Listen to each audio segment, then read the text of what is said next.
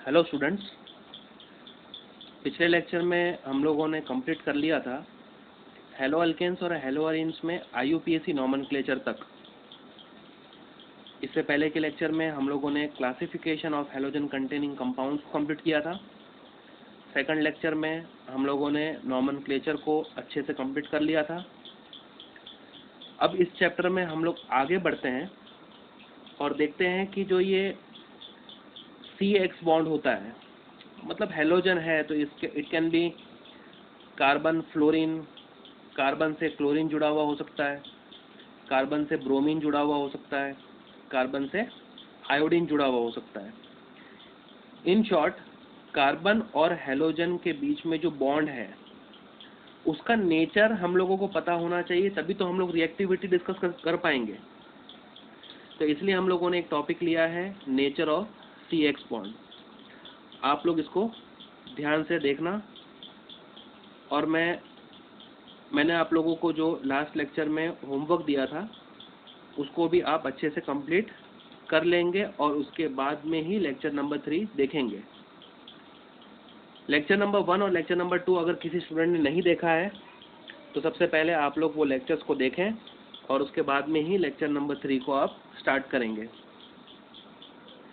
देखिए, ये जो कार्बन और X बॉन्ड है, मतलब ये कार्बन की जो 3 और वैलेंसी है वो किसी भी ग्रुप से सेटिस्फाई हो सकती है। यहाँ पे कार्बन, यहाँ पे हाइड्रोजन, यहाँ पे हाइड्रोजन, कुछ भी हो सकता है। लेकिन हम लोग को मेन जो बात करनी है वो ये कार्बन और X बॉन्ड की है। देखिए, हमको सबको पता है कि ये जो X है that is nothing but halogen, और आप लोगों को ये पता है, इतना केमिस्ट्री हम लोगों ने पढ़ लिया है कि जो हेलोजन्स होते हैं वो इलेक्ट्रोनेगेटिव एलिमेंट्स होते हैं। इलेक्ट्रोनेगेटिविटी का मतलब क्या होता है कि ये X मतलब हेलोजन, ये बॉन्ड के थ्रू इलेक्ट्रॉन को अपनी तरफ खींच सकते हैं। That is nothing but electronegativity, यही इलेक्ट्रोनेगेटिविटी होता है।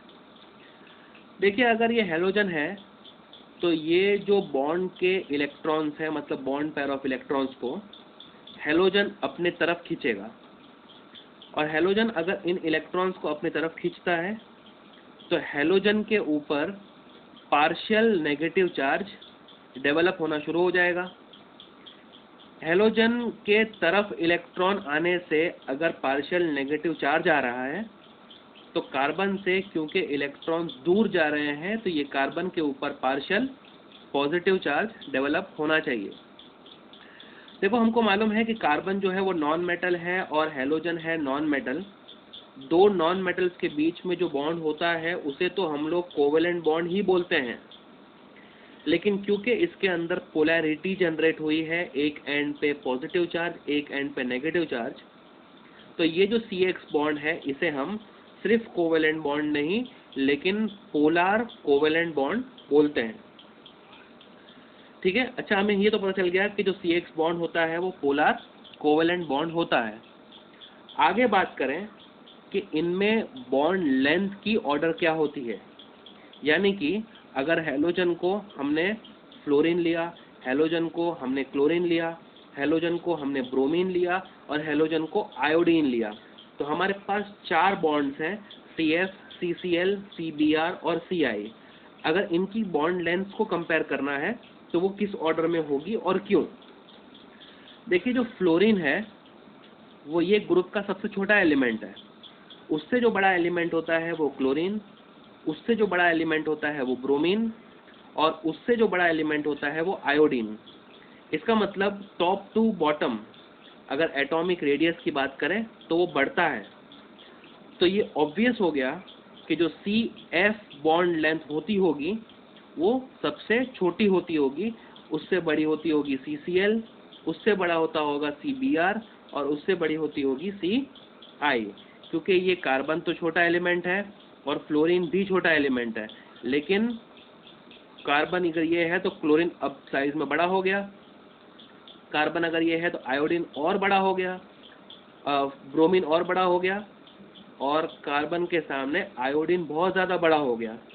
तो हम लोग कहते हैं कि जैसे जैसे आयोडीन तक पहुँचते पहुँचते रेडियस बढ़ेगा हम लोग कहेंगे कि बॉन्ड लेंथ भी क्या होगी, इंक्रीज होगी।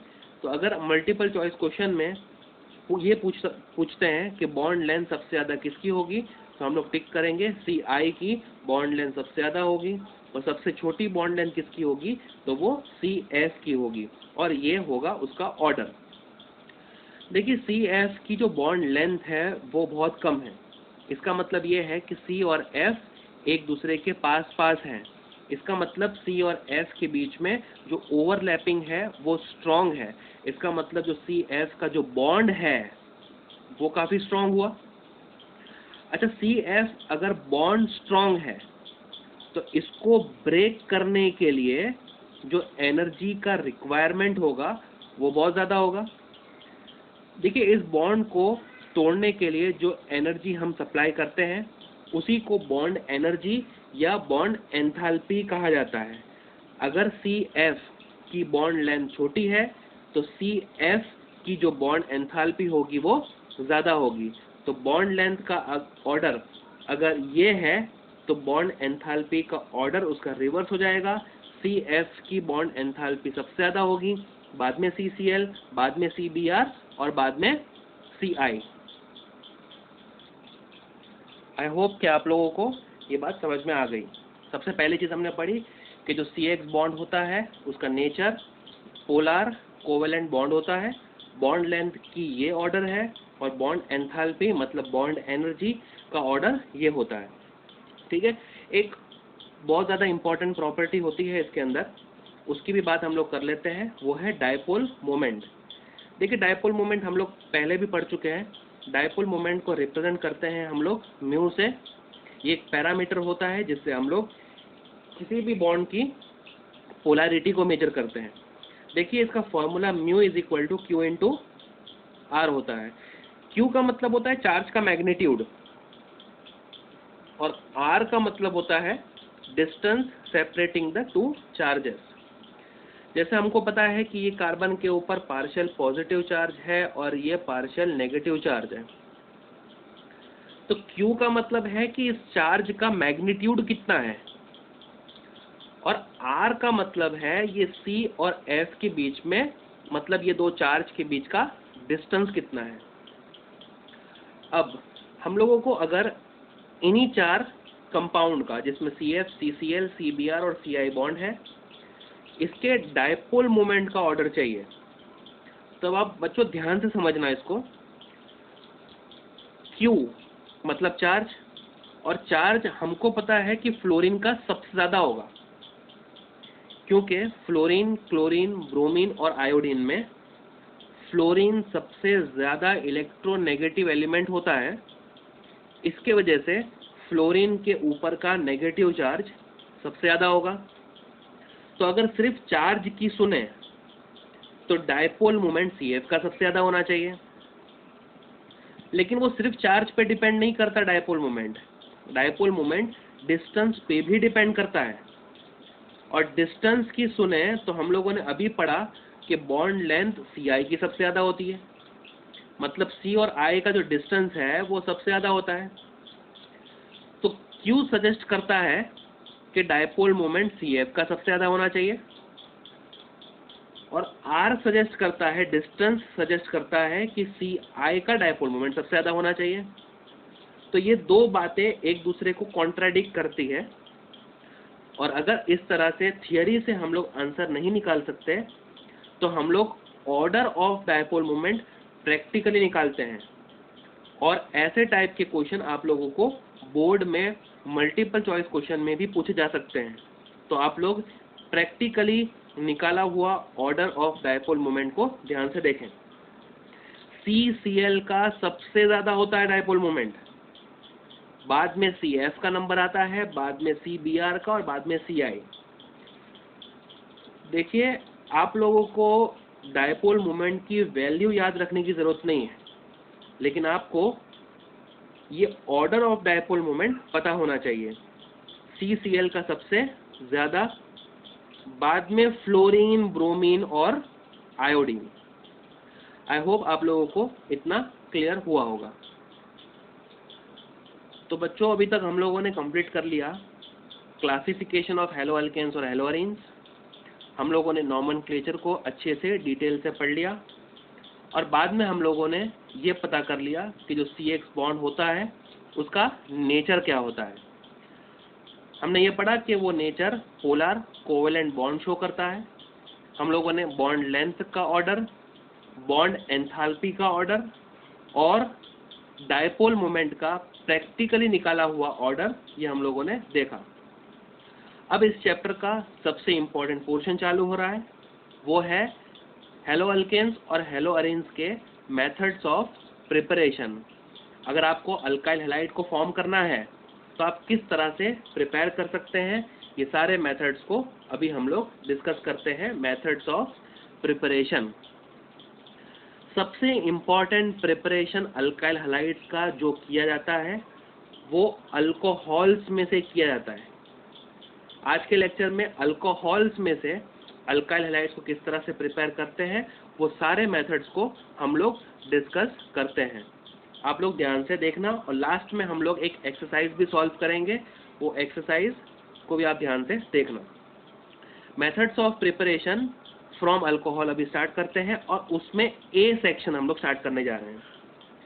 ए सेक्शन में लिखा हुआ है using concentrated HCl and anhydrous ZnCl2। देखिए ये कॉम्बिनेशन अपने आप में एक क्वेश्चन है। मल्टीपल चॉइस क्वेश्चन में हमसे ये पूछा जा सकता है कि अगर कॉन्सेंट्रेटेड HCl है और उसके साथ में अनहाइड्रस ZnCl2 को मिलाते हैं तो ऐसे मिक्सचर को हम लोग क्या कहते हैं? तो ऐसे मिक्सचर को हम लोग लुकास रिएजेंट कहते हैं। ये आप लोग ध्यान देना। अल्कोहल से हम लोग अल्काइल हैलाइड प्रिपेयर कर सकते हैं। बहुत सारी मेथड्स होती है, उसमें पहली मेथड है हम लोग लुकास रिएजेंट को यूज करें। ठीक है स्टूडेंट्स, आप लोग एक बार रिवाइज कर लें कि लुकास रिएजेंट क्या होता है। तो वो कॉन्सेंट्रेटेड HCl और एनहाइड्रस ZnCl2 का मिक्सचर होता है। ठीक है, अल्कोहल को हम लोग रिप्रेजेंट करते हैं ROH से। देखिए रिएजेंट इसके अंदर है HCl जो कि कॉन्सेंट्रेटेड है और एनहाइड्रस ZnCl2 को एज अ कैटलिस्ट मैंने एरो के ऊपर लिखा हुआ है।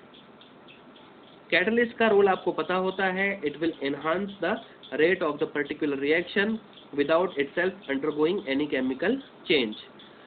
अल्कोहल के सामने HCl वो भी कॉन्सेंट्रेटेड है, एरो के ऊपर कैटलिस्ट लिखा हुआ है।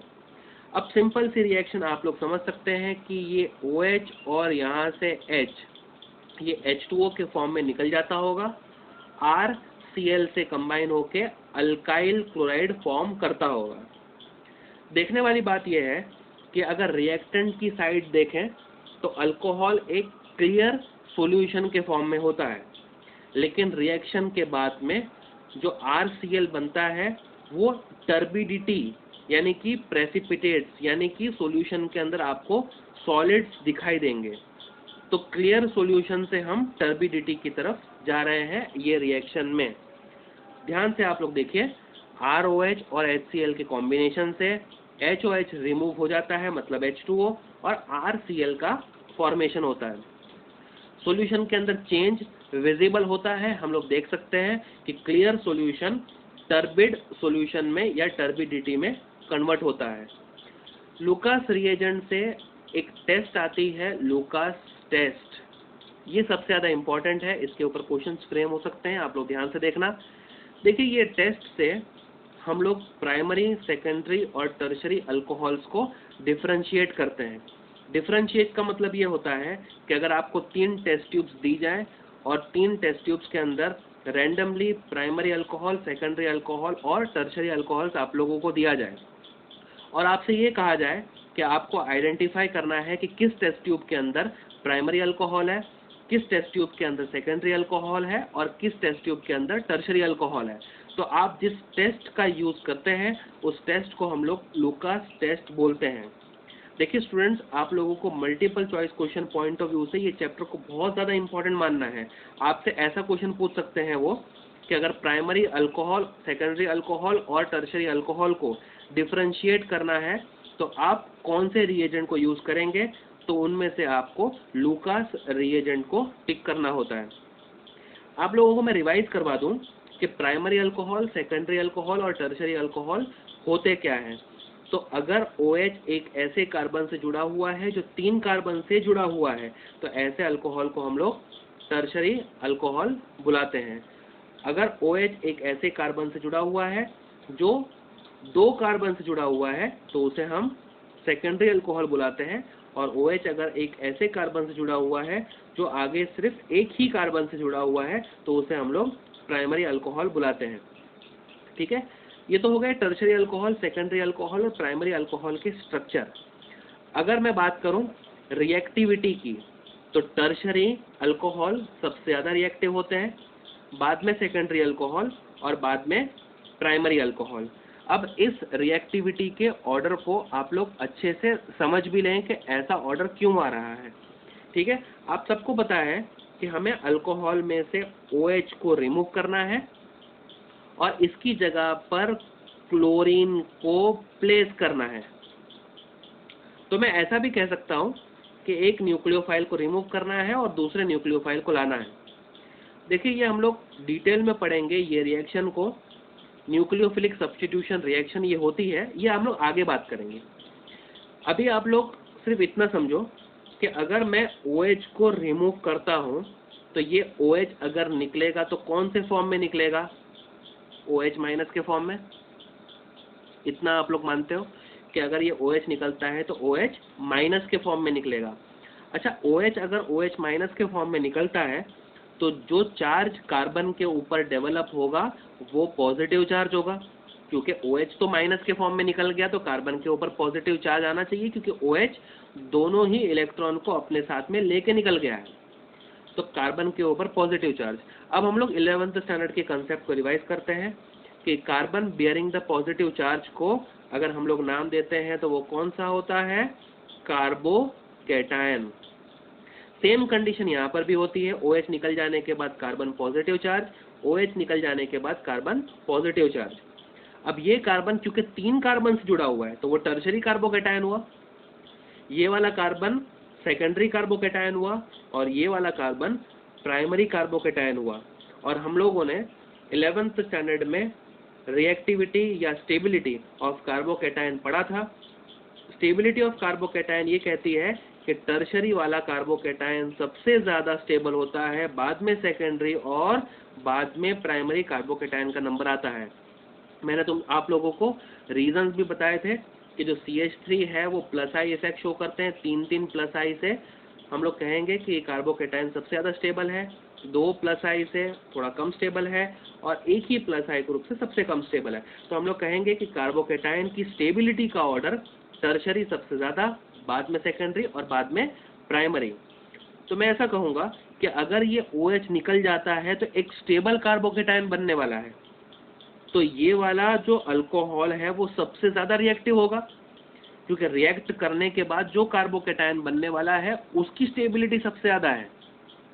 तो इंटरमीडिएट अगर सबसे ज़्यादा स्टेबल होगा तो अल्कोहल की रिएक्टिविटी भी सबसे ज़्यादा होगी। तो टर्शरी अल्कोहल सबसे ज़्यादा रिएक्टिव, सेकेंडरी अल्कोहल उससे कम और प्राइमरी अल्कोहल उससे भी कम होता है। आप लोग सोच रहे होंगे कि सर रिएक्टिविटी ऑर्डर से क्या आइडेंटिफाई हुआ, तो आप लोग अभी देखें इसको।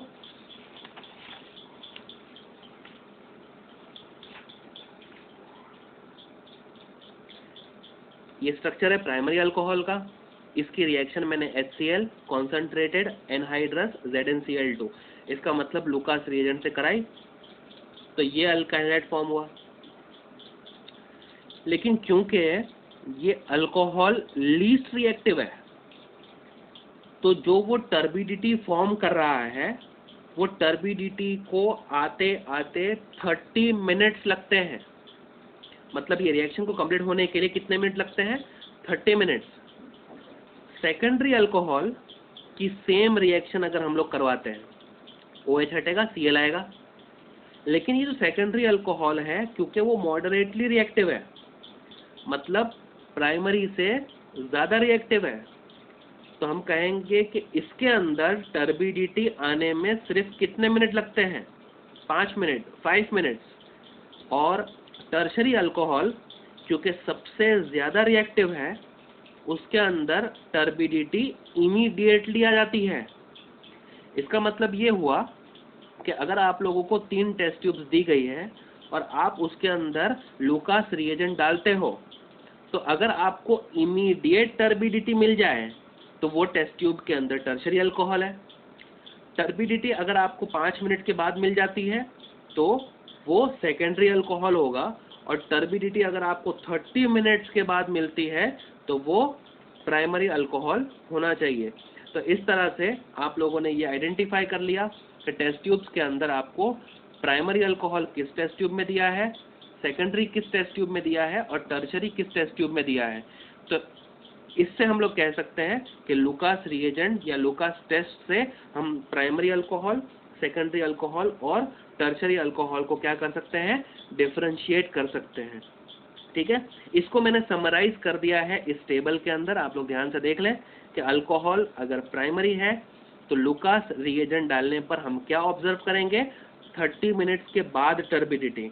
सेकेंडरी अल्कोहल है तो 5 मिनट्स के बाद आपको टर्बिडिटी मिल जाएगी, और टर्शरी अल्कोहल है तो आपको टर्बिडिटी इमीडिएटली मिल जाएगी। तो इससे हम लोग डिफरेंशिएट कर सकते हैं।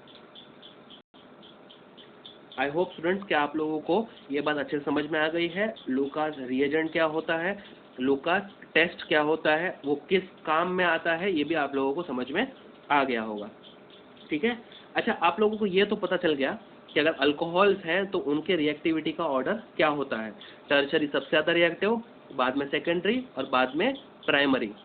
लेकिन आप लोगों को ये भी पता होना चाहिए कि अगर आपके पास HCl है, HBr है और HI, तो HI की रिएक्टिविटी सबसे ज़्यादा होती है और HCl की इनमें सबसे कम होती है। तो order of reactivity of halogen acid, HI सबसे ज़्यादा, बाद में HBr और बाद में HCl। ये एक एसिडिक स्ट्रेंथ का भी ऑर्डर है, HI मोस्ट रिएक्टिव, बाद में HBr और बाद में HCl। और रीज़न एकदम साफ है कि आयोडीन की साइज सबसे ज़्यादा होती है, Br की उससे कम और Cl की सबसे कम। तो H के साथ में आयोडीन की ओवरलैपिंग सबसे वीक होने की वजह से वो H को बहुत इजीली रिमूव कर देता है, और H को बहुत इजीली रिमूव कर देता है तो वो सबसे स्ट्रॉन्ग एसिड है। ठीक है, हम लोग HCl को फॉर्म करके रखते हैं लैब में, लेकिन HBr और HI ज़रूरत पड़ने पर ऑन द स्पॉट बनाया जाता है। जैसे सेकंड मेथड मैं आपको बताऊं, यूजिंग NaBr और H2SO4।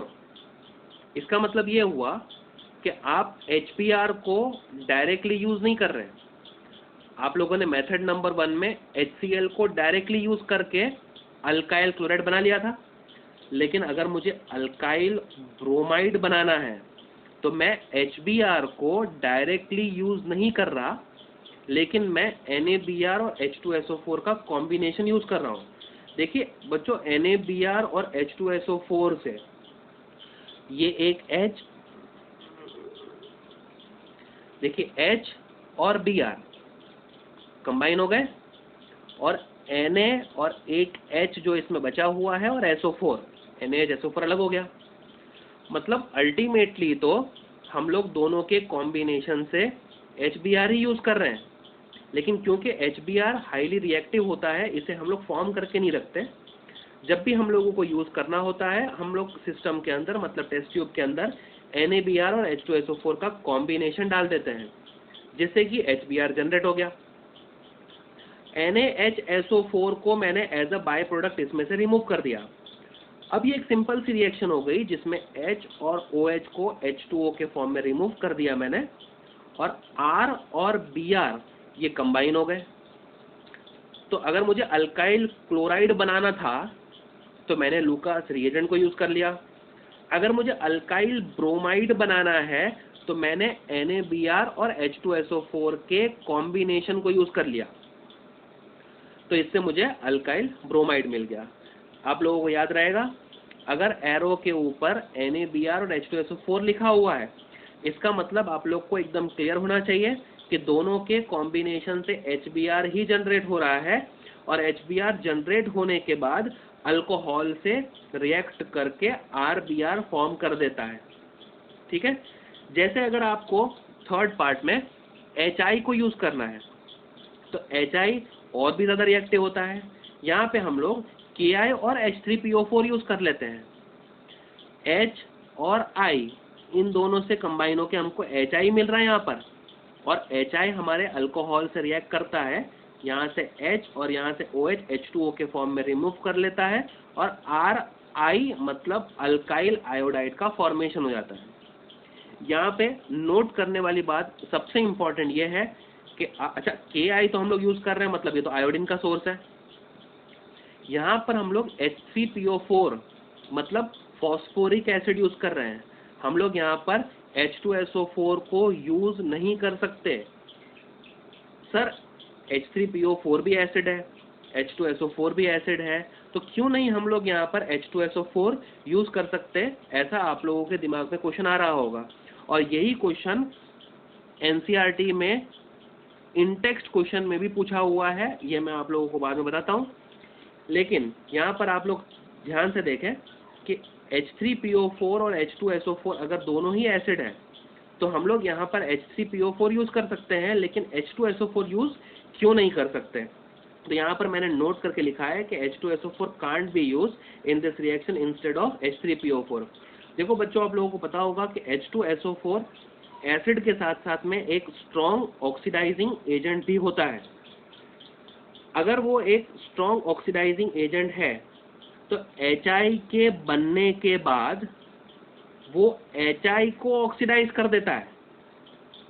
हम लोग तो ये चाहते थे कि Ki और H2SO4 की रिएक्शन हो, HI जनरेट हो और HI अल्कोहल से रिएक्ट करे। लेकिन बच्चों H2SO4 के केस में ऐसा नहीं होता।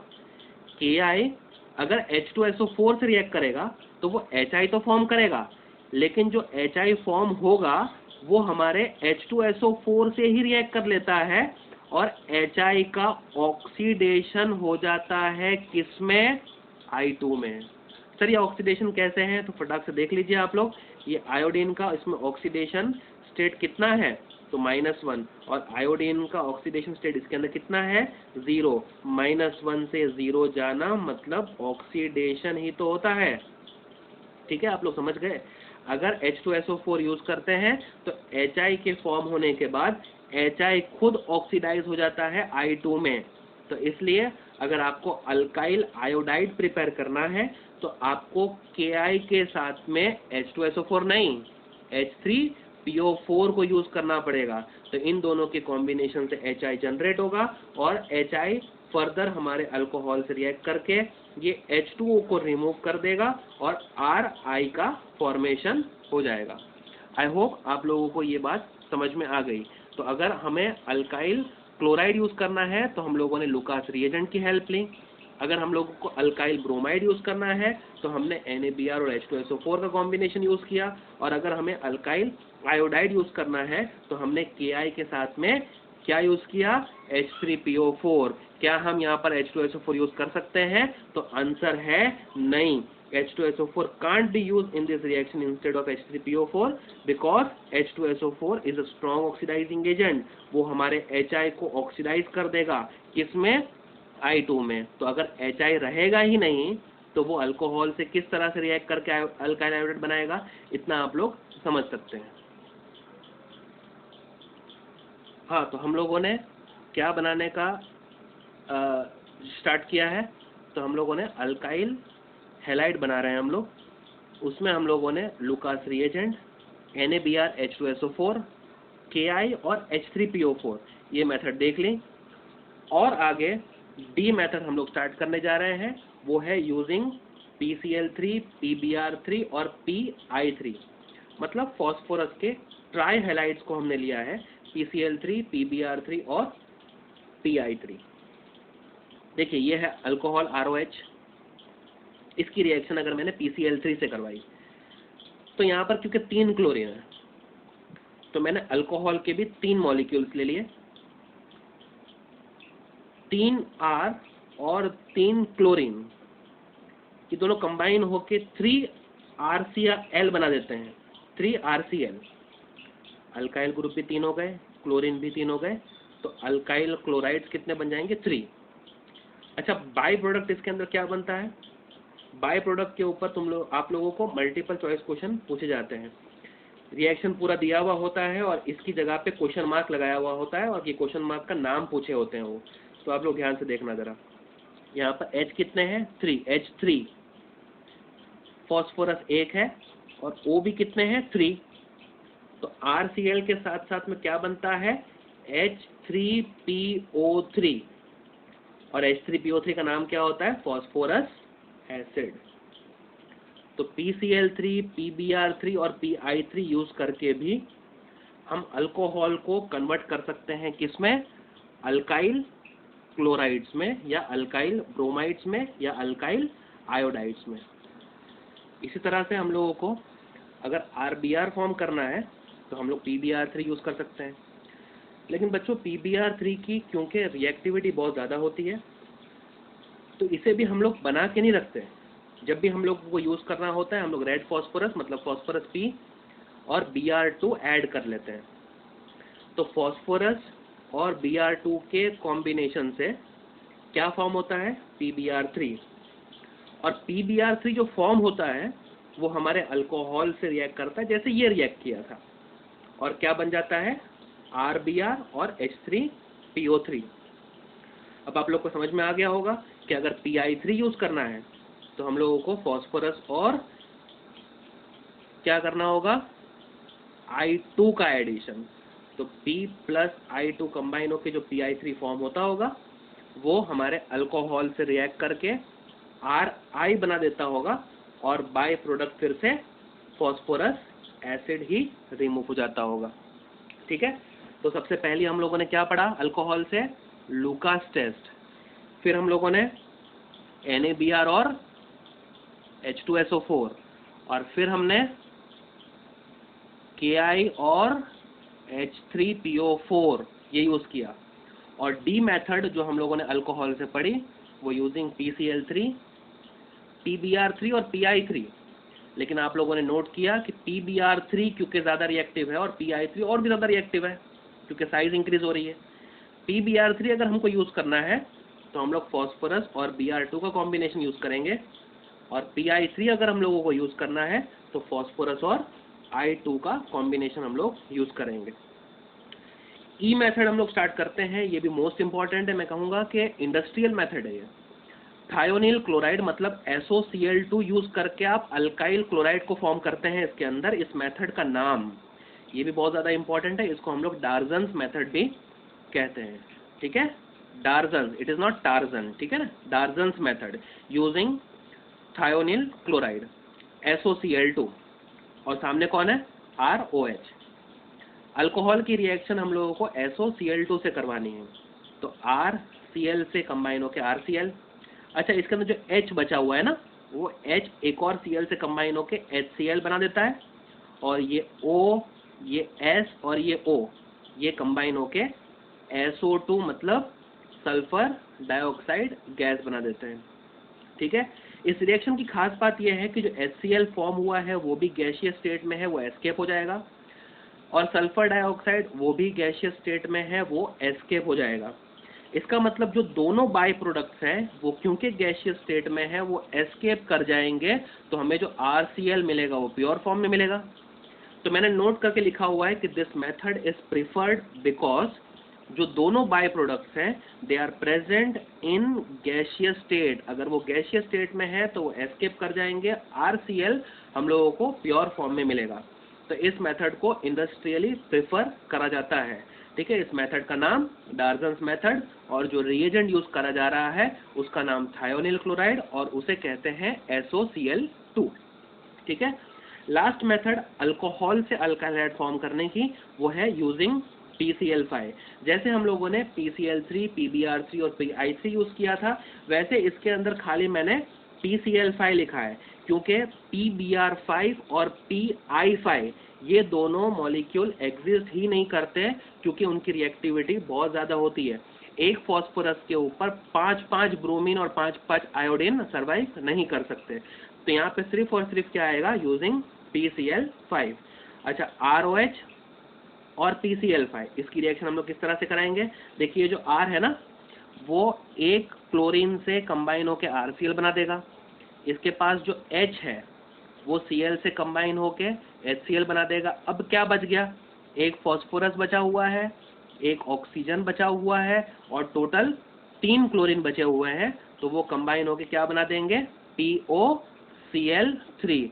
इसे हम लोग क्या कहते हैं, फॉस्फोनिल क्लोराइड।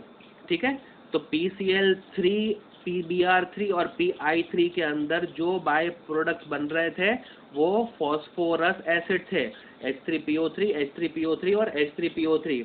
और PCl5 का जो बाय प्रोडक्ट है वो क्या है, फॉस्फोनिल क्लोराइड, फॉस्फोरस ऑक्सी क्लोराइड भी इसको हम लोग बोल सकते हैं। ठीक है, तो PCl5 के साथ में भी आप लोग RCl का फॉर्मेशन कर सकते हैं। तो स्टूडेंट्स, हम लोग फटाक से एक बार क्विक रिवीजन कर लेते हैं। हम लोगों ने सबसे फर्स्ट मेथड स्टार्ट करी है अल्काइल हैलाइड के प्रिपरेशन के लिए, वो है फ्रॉम अल्कोहल्स। और अल्कोहल्स के अंदर हम लोगों ने ABCDEF तक का प्रिपरेशन देख लिया आज की क्लास में। सबसे पहला था यूजिंग लुकास रिएजेंट। आप लोगों को याद है लुकास रिएजेंट किसे कहते हैं, कॉन्सेंट्रेटेड HCl और एनहाइड्रस ZnCl2 के कॉम्बिनेशन के लिए। आप लोगों ने देखा कि टर्शरी अल्कोहल, सेकेंडरी अल्कोहल और प्राइमरी अल्कोहल के टर्बिडिटी के टाइमिंग्स क्या क्या होते हैं, और वो टाइमिंग के बेसिस पर हम लोग आइडेंटिफाई कर सकते हैं कि प्राइमरी अल्कोहल, सेकेंडरी अल्कोहल और टर्शरी अल्कोहल किस टेस्ट ट्यूब में है। इसलिए उस टेस्ट को हम लोग लुकास टेस्ट भी बोलते हैं। ठीक है, अगर मुझे इमीडिएट टर्बिडिटी मिलती है तो वो टर्शरी अल्कोहल है, अगर मुझे टर्बिडिटी 5 मिनट्स के बाद मिलती है तो वो सेकेंडरी अल्कोहल है, और टर्बिडिटी अगर मुझे 30 मिनट्स के बाद मिलती है तो वो अल्कोहल फिर मेरा लीस्ट रिएक्टिव वाला प्राइमरी अल्कोहल होता है। आप लोगों ने देखा कि अल्काइल ब्रोमाइड बनाने के लिए मैं NaBr और H2SO4 के मिक्सचर को यूज कर सकता हूं। आप लोगों ने देखा कि अल्काइल आयोडाइड बनाने के लिए मैं Ki और H3PO4 के कॉम्बिनेशन को यूज कर सकता हूं। फिर बाद में डी मेथड में मैंने PCl3, PBr3 और PI3 बताया। इसके अंदर आप लोगों ने बाय प्रोडक्ट्स को देखा कि वो H3PO3 है, इसका मतलब वो फॉस्फोरस एसिड है। फिर बाद में हम लोगों ने ई मेथड में डार्जन्स मेथड मतलब थायोनिल क्लोराइड को यूज करने वाली मेथड देखी। ये भी आप लोगों ने देखा कि इंडस्ट्रियली क्यों प्रिफर करी जाती है, क्योंकि उसके दोनों बाय प्रोडक्ट्स गैसियस स्टेट में होते हैं। और लास्ट मेथड इसके अंदर आप लोगों ने PCl5 को यूज करके RCl बनाने को देखा, और वो बाय प्रोडक्ट जो निकल रहा है इसके अंदर वो फॉस्फोरस ऑक्सीक्लोराइड मतलब फॉस्फोनिल क्लोराइड होता है। ठीक है, तो इसके ऊपर मैंने कुछ एक्सरसाइज के क्वेश्चंस आप लोगों के लिए बनाए हैं। ये आप लोगों को खुद से सॉल्व करने हैं और मुझे व्हाट्सएप पे सेंड करना है। ठीक है, सबसे पहले आप लोगों को लेक्चर नंबर 2 का जो होमवर्क है वो सेंड करना है, और फिर उसके बाद में लेक्चर नंबर 3 का जो ये एक्सरसाइज वाला होमवर्क है इसको मैं आप लोगों को कंप्लीट दिखा देता हूँ। ये एक्सरसाइज में सबसे पहला है कंप्लीट द फॉलोइंग रिएक्शन में A से लेके F तक, ये सारे आप लोगों को रिएक्शन कंप्लीट करने हैं। और सेकंड क्वेश्चन है एक important question, why is sulphuric acid not used during the reaction of alcohols with Ki। ये मैंने आप लोगों को समझाया है हमारे इस वीडियो में। ठीक है, तो आप लोग ये मुझे क्वेश्चन फर्स्ट क्वेश्चन में A से लेके F तक और सेकंड क्वेश्चन में ये गिव रीजन आप लोग कंप्लीट करके आप लोग मुझे व्हाट्सएप पे सेंड करेंगे। ठीक है, तो आज के लेक्चर में हम लोगों ने सबसे पहले नेचर ऑफ CX बॉन्ड को देखा, और बाद में हम लोगों ने मेथड्स ऑफ प्रिपरेशन में फ्रॉम अल्कोहल से किस तरह से अल्काइल हैलाइड को फॉर्म करा जाता है वो हम लोगों ने डिटेल में डिस्कस कर लिया। अच्छा, अब आगे के नेक्स्ट प्रिपरेशंस को हम लोग देखेंगे हमारे लेक्चर नंबर 4 में। ठीक है, थैंक यू वेरी मच।